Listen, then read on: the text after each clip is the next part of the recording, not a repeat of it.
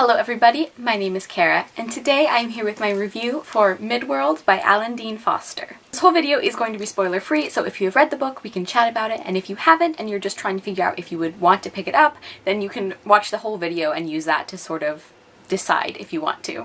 So, if you guys have watched any of Todd the Librarian's videos, you have probably heard him talk about Midworld, and finally, after seeing him praise it so much and hearing a couple of other people talk about what a great book it was, I decided that I had to read it and see what all the fuss is about. So Todd, thanks for the recommendation. I'm gonna put the book down now because of the glare.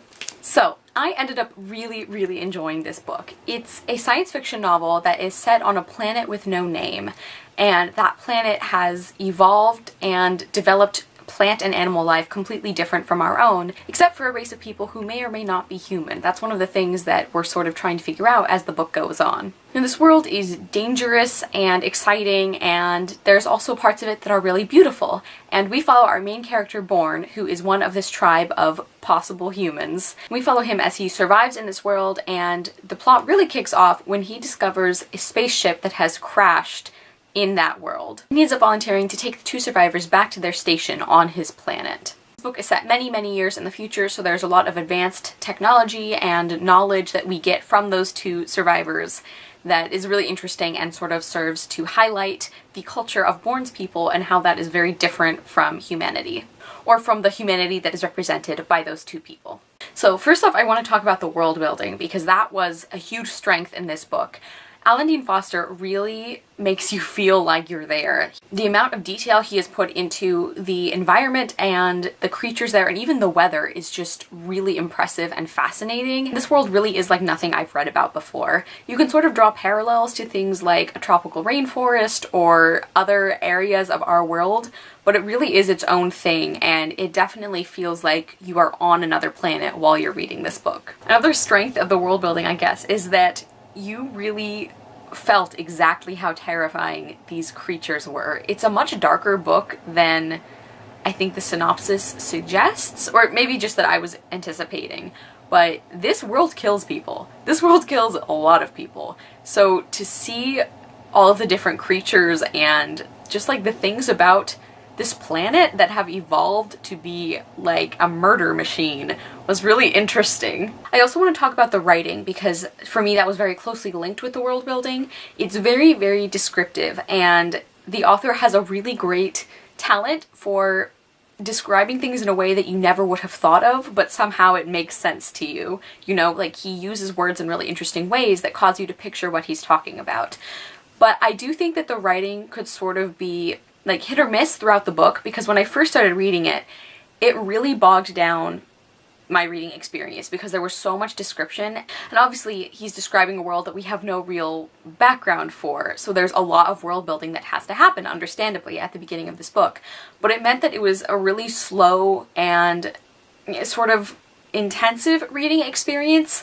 I didn't really enjoy the first like 15 or 20 pages as much as the rest of the book, but once we get past that initial like chunk, I don't even want to call it an info dump because it isn't, but once we get past that first like setting up of the world, the pace really picked up, and I feel like the writing became a plus rather than a minus. I also really liked Bourne as a protagonist. He was a really great character to follow. He's so clever and determined and resourceful, and it was really fascinating to see from the perspective of somebody who was so good at surviving. You know, he was such a competent character that it was really fun to sort of see the world through his eyes. It's still dangerous, but it was kind of nice to be following a character who really knew what he was doing. I also thought his character was a really interesting balance of adventure and tradition, sort of like the tradition of his people. Because compared to all the other members of Bourne's tribe, he's seen as sort of the mad one. Like, people sort of respect the way that he can hunt and the way that he can make decisions that they need to be made, but they're still a little bit afraid of how willing he is to go beyond their safety of their home. So it was really interesting to see that contrasted with his really strong connection to the traditions and beliefs of his people. It wasn't like an either-or situation. He was a really clever, determined, adventurous character who was also very tied to his people's culture, and that was really cool. The other characters weren't quite as developed as Bourne was, but that didn't really end up bothering me because it sort of felt like they weren't supposed to be. You know, this primarily was Bourne's story and the story of this interesting planet. You know, it almost wasn't necessary to spend a lot of time on the side characters, and we do get enough of a sense of them that they don't feel like flat or, you know, just like names on a page. We definitely get to know some of the characters. As far as the plot goes, I really ended up enjoying where the book went, especially after Bourne discovers the spaceship. That was really cool, and it really set everything into motion, and I really enjoyed sort of the arc of the story, especially after that happened. There were a couple of things, I wouldn't even call them plot twists, but there were a couple of directions the story took that I did see coming, but that didn't ruin the book for me at all, and I think the way that Alan Dean Foster took those expectations and sometimes went along with them, but sometimes gave them a little bit of a twist, was really impressive. So, like I said, it didn't really affect my enjoyment, the fact that I sort of predicted some of these developments. Something about the plot that did sort of bother me a little bit was it's very repetitive at the beginning of the book, because we basically are following Bourne as he defeats like a deadly plant or animal, and then something happens on his way back and he has to defeat another deadly plant or animal, and then he gets back to the home, and when he decides to go with the giants, who are the people he rescued from their crashed ship, their whole journey is basically a succession of almost getting killed and Bourne and his other companion sort of stopping them from dying.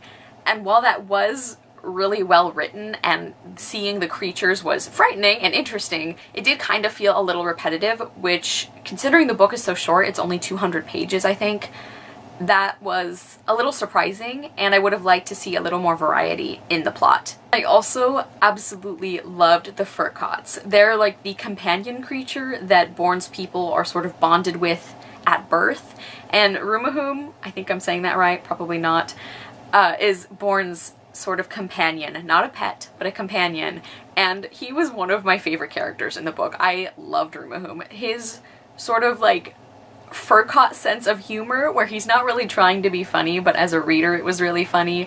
It was just really great, and I really enjoyed getting to know him. And I really enjoyed the perspective that the furcots brought to the book. I also really liked the overall message, I guess you could say, of this book. I don't want to say it's a moral of the story, because it wasn't that cut and dried, but I really liked how everything came together. And actually, I was kind of wavering between 3 and 4 stars for some of this book because of some of the issues I mentioned with the writing and the plot. But then after the ending, I had to give this book 4 stars because I just loved how everything tied together so well. So altogether, I really enjoyed this book. I think it's a really unique concept, at least to me. I've never read anything that was similar to this.